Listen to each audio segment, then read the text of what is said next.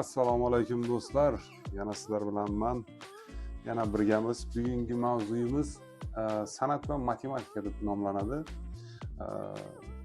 Yoshligimdan matematikaga 1-sinfdan 4-sinfgacha matematikadan zo'r o'qiganman.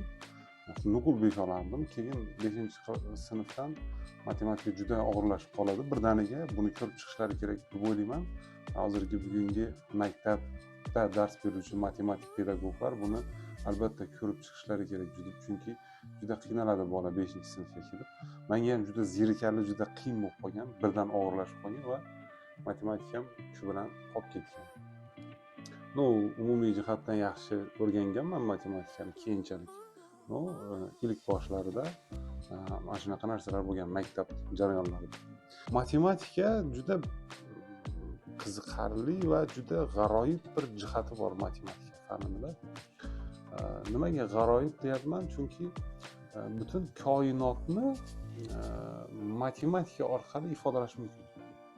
Masalan, butun fanlarni ham o'zagida o'sha matematika yotyapti-da. Biokimiya bo'lsin, ximiya bo'lsin, biologiya bo'lsin, fizika bo'lsin, astrofizika bo'lsin, astronomiya bo'lsin, hamma jihatdan koinotni, biz yashab turgan olamni ifodalay oladigan bitta til matematika. U yoki bu shaklda ifodalayapti.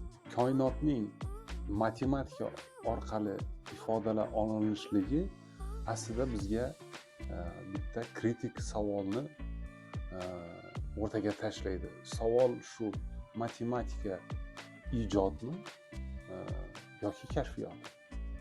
Bu juda ham muhim savollardan biri.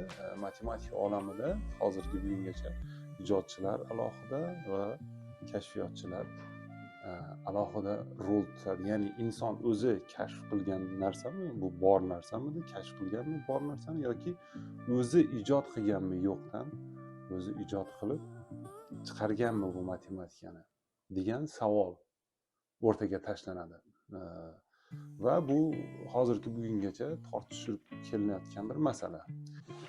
Ya'ni tortishuv shu, soddaroq qilib tushuntiradigan bo'lsak, matematika bu tabiatda bor bo'lgan bitta kapalak turini qaysidir bir biolog borib aniqlaydi-ku, mana shunaqa tur bor ekan, yangi tur deb, va buni kirgizadi. Mana shunaqa tabiatda bor bo'lgan narsami matematika? Yoki insonlar o'zlarini ehtiyojlarini qondirish uchun o'zlarini raschotlarini, ya'ni hisoblarini o'zlari hisoblay olishlik uchun yaratgan bir ijodiy narsami? Keling biz ikkita tomonni ham argumentlarini solishtirib ko'ramiz. Ya'ni boshida aytib o'tay, bu hali hanuz tortishuvga davom qilayotgan bir mavzu. Matematika ijodmi yoki kashfiyotmi?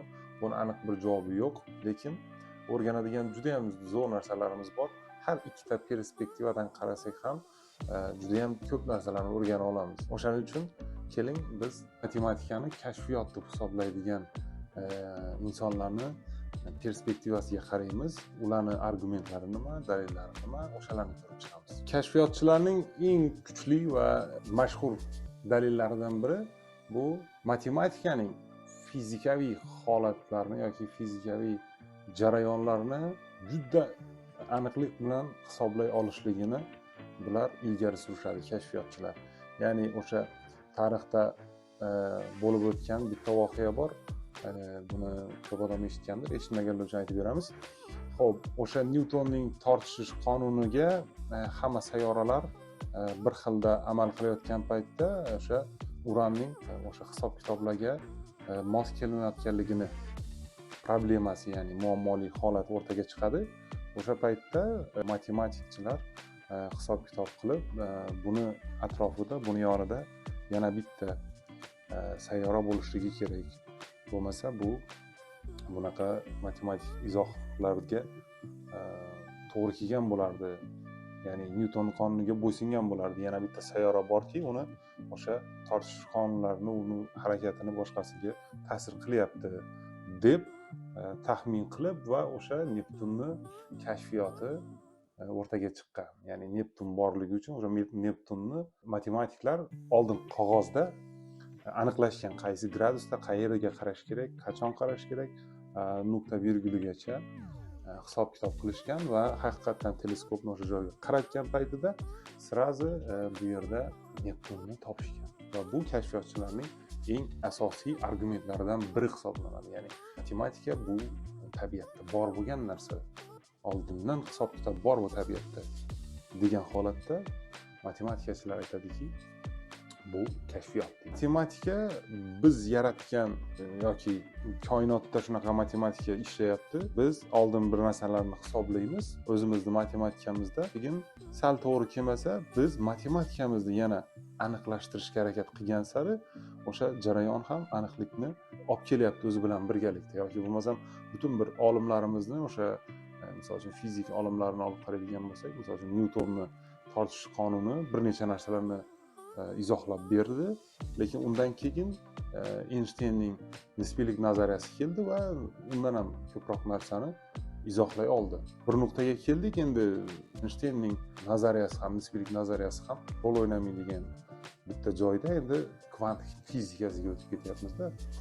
Mana shunaqa teoriyalarni ham kelib chiqishi aniqlik nuqtai nazaridan o'sha matematik aniqliklarga ehtiyoj tuyulgani sari teoriyalar ham kelib chiqyapti va izohlar ham o'zi bilan birga kelyapti. Mana shu kompleks bitta narsa, jarayon, bir-biriga chambarchas bilan bog'liq bo'lgan jarayon o'ylantirishda davom etadi. Ya'ni kashfiyotmi bu, ijodmi? Nyuton bilan Einsteinning nazariyasi orasida juda katta farq bor. Mana 10 millionda bir va trillionda bir ehtimollikdir. Ya'ni bu juda ham aniqlik darajasidan agar hisoblaydigan bo'lsangiz, biz Nyuton matematikasiga ko'ra agar hisob kitoblar qilayotgan bo'lsak va shuni hisobiga samolyotlar uchirayotgan, mashinalarni, yo'llarni hisoblayotgan bo'lsak, Einsteinning nazariyasiga asoslanib, nisbiylik nazariyasiga asoslanib, astronomik masofalarni, boshqalarni hisoblashda yoki yorug'lik tezligini hisoblashdagi aniqliklarga murojaat qilamiz. Ya'ni juda ham aniqlik kuchli bo'ladi bunda. Endi